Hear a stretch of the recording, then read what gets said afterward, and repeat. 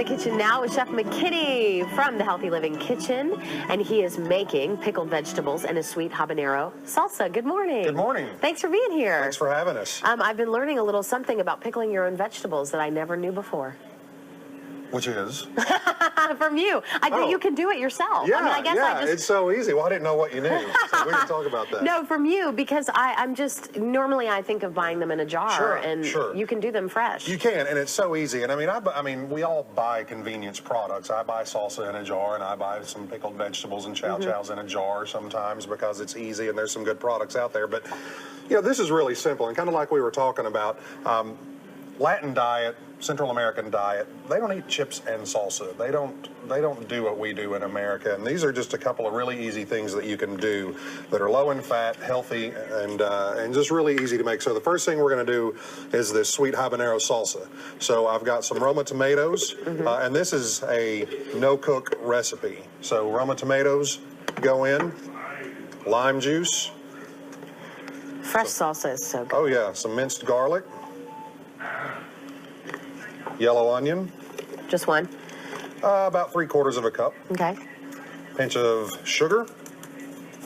And we want some of the sweetness in there as well, because this is going to be a pretty spicy dish. Some honey. And then we have serrano peppers and habanero peppers. So, and you want to take the seeds out of these. Did you cut those with gloves on? I did not, and I'm already paying for it, so please wear gloves. Okay, so this all goes in. You just kind of work it down. And one thing you don't want to do when you're doing this is add water to help it blend. That just really mutes the flavor. You can do this in any kind of food processor. Yeah, you just want to have some patience and let it work its way down. There it goes. There it goes. Yum. There we go.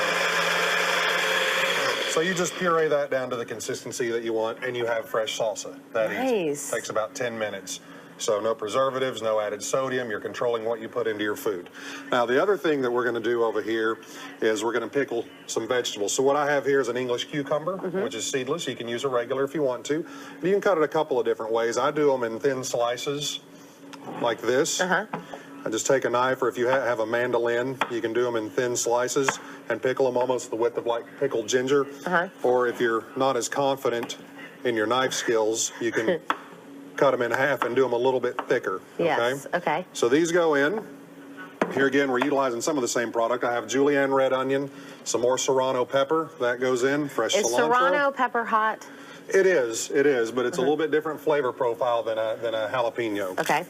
Pinch of salt.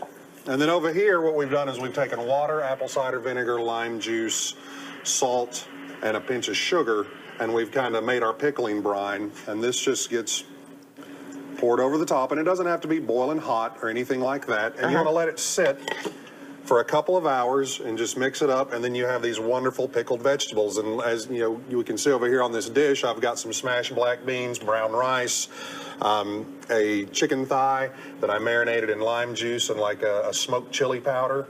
And then we have our salsa and our cucumber relish. So it's not just chips and salsa and you know, white queso cheese and all of this stuff that's not really healthy for you. You can still use a lot of these great flavors and have a healthy meal at the same time and still enjoy your Latin or Mexican food fix that you like. This could also be seen as really just like a side item, a cucumber salad side item to, you know, chicken or whatever. Absolutely. It's good on a hamburger. Yeah, too, yum. So. And this looks delicious too, that salsa. Wow, just so fresh. Yeah. I want to talk about something that we were talking about during the commercial break. You recently got to go on a very special trip to Napa to learn more about healthy cooking. Not to learn about wine country, unfortunately, but to learn about healthy cooking. And right. And, you know, it was, I kind of like this. And like we were saying, this is actually stuff that we serve in our cafeteria at the hospital at one of our Latin stations that we have. But while I was there was a big emphasis on global cuisine. And there was a Latin chef that was there that was doing demonstrations, and she demonstrated salsas and different things like that. And that's what she was really talking about, was there's this huge misconception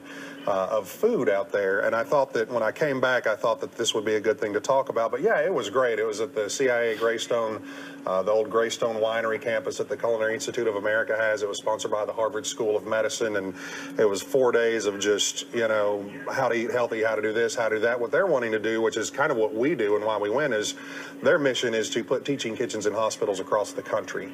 And that's why we went, because we already do that. And we're talking with them about maybe doing some, research and kind of helping build that program up a little bit. So it was a lot of fun. And Napa's, not the worst place in the world to hang out for a few days either and eat some good food. I'd like to go to a work conference at Napa. Yeah. Thanks, it was fun, McKinney. a lot of work. All right. We appreciate it. We'll put this recipe at WBIR.com, and we'll be back after this.